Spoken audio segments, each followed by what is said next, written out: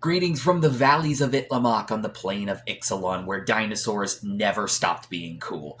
My name is John from the MTG Thoughtcast, and this is Pack It In, where we open up a booster pack and get as many cards as we can into your commander decks. Today, we have ourselves a set booster of the Lost Caverns of Ixalan.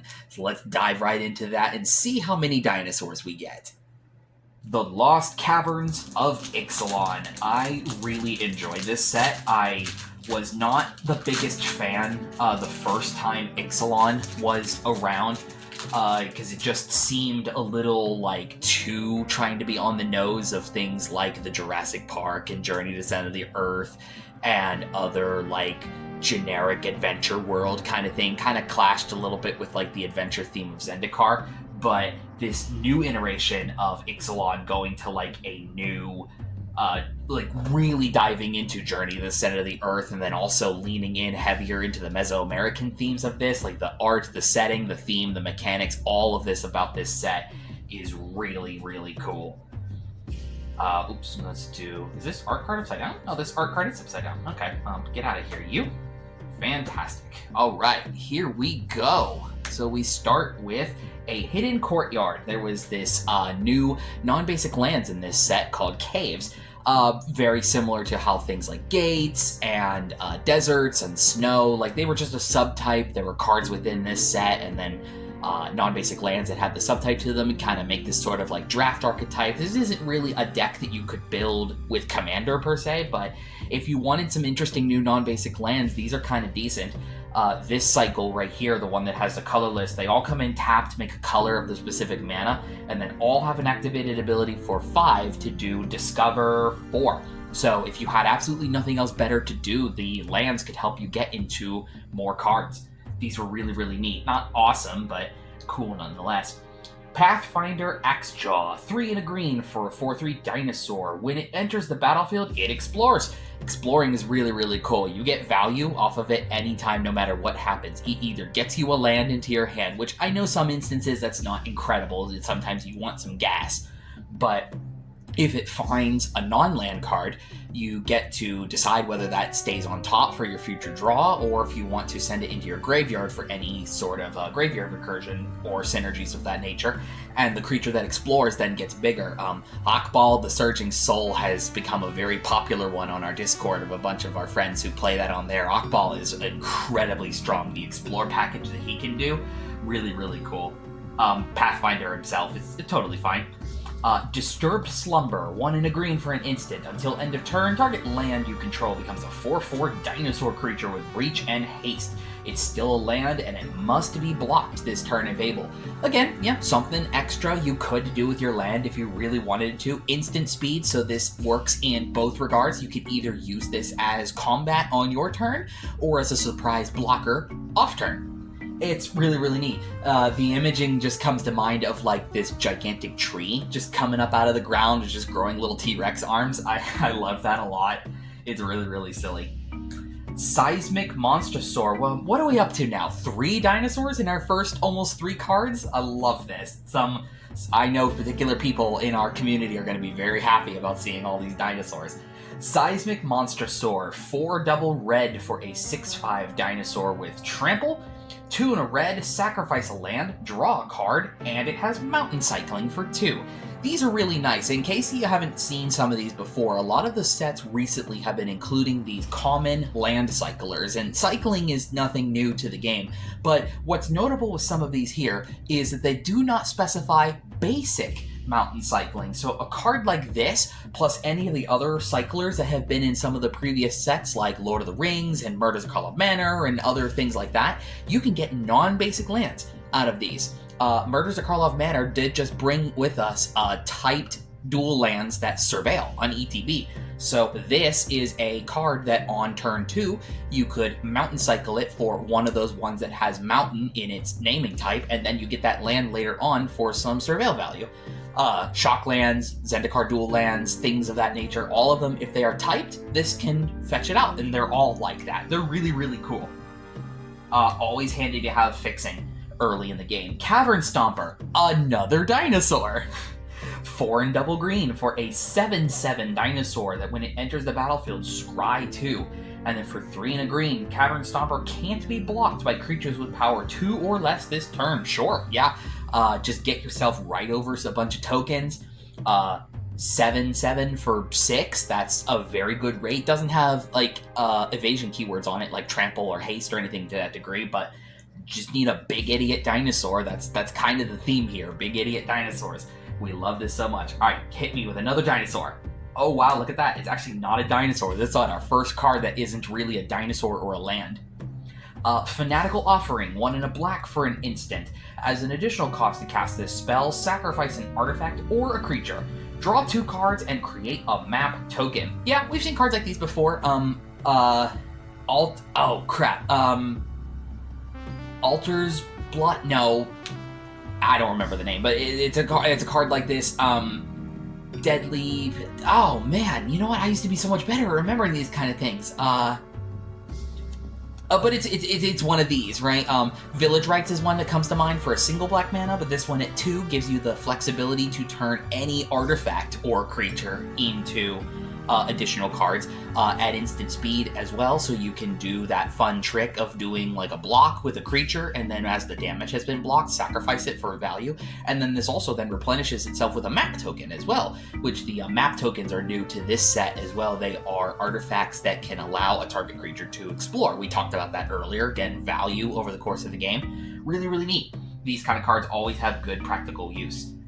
Diamond Pickaxe! Where's our Minecrafters at? Let's go! A single red mana for an equipment. It is indestructible, and equipped creature gets +1/+1 and has, whenever this creature attacks, create a treasure token, and it equips for 2. I run one of these in my Slicer Hired Muscle deck. That's a deck that is looking to get as many of Voltron-y style equipments onto Slicer as fast as he can, so that as he's popping around the board, he's dealing extra damage. And this kind of thing is great. We've seen, this is reminiscent to like a Gold Vein pick from Kaldheim, except for the red casting into this one, it grants it indestructible. So it's not just going to instantly get blown out by some rando targeted artifact hate. This is really, really cool. If you're in the right colors to be able to play it, I like it a lot. If you're playing any kind of like aggressive deck. Dig Site Conservator. 2 mana for a 2/1 gnome.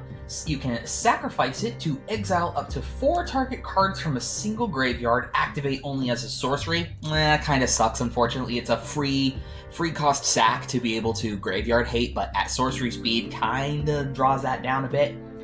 When it dies, you may pay 4. If you do, discover 4. So this is where you could sink your mana into. So it does suck that this is at sorcery speed, but it kind of has to be with that ability that allows you to discover, because being able to like instant speed discover to just surprise blow out somebody what they're trying to do, that can sometimes be a little too strong, especially if you're doing any kind of top of your library manipulation. But it's fine. I mean, you get some graveyard hate on here, even if it is locked to sorcery speed, it's okay. Now, here's a gnome that definitely wants to die to one of those, like that spell that we just had a little bit ago that sacrificed for a card. Market Gnome is a 0/3 artifact creature gnome for a white mana. When it dies, you gain 1 life and draw a card.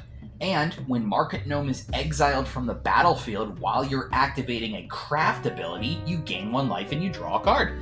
This is really, really neat. Crafting is part of this set as well. They are cards that have parameters on them to have other pieces exiled to it to make the craft card do something better. So in the case of this little guy right here, you drop him early. He's a 0/3 defender for you. If you throw him under the bus into a craft, he gets to draw you a card. And if you don't end up doing that and he ends up biting the bullet to either a combat step or, like we said, one of those effects that sacrifices a thing for drawing a card, he then also draws you a card. He's a great little gnome. He's our good friend. Ooh, we got ourselves one of the borderless dinosaurs here, Scytheclaw Raptor. I remember losing to one of these in a pre-release. 2 and a red for a 4/3 dinosaur that when a player casts a spell, if it's not their turn, Scytheclaw deals 4 damage to them. That hurts. That is incredible. On a 4/3 body is not the strongest thing to keep alive. Like, it dies to certain kinds of just non, like, removal, spot removal, burn spells. But even the threat of anybody attempts to play anything off turn, they're going to get domed for 4 damage. And it's the Raptor, by the way, that deals that damage. So if you've got an effect down that is giving your creatures lifelink, fantastic. Every spell off turn is now doming somebody for 4, and you'll gain 4 life if you can give this thing lifelink. It's really, really cool. I'd love to see this thing make more waves in Commander, giving people that halt of like doing things off turn. That is huge for control decks. We got ourselves one of our rares here. Sunken Citadel. I got excited for a second there. I saw rare land as like, oh, Cavern? Nope, not this time, unfortunately. Sunken Citadel is a cave. We've talked about these already.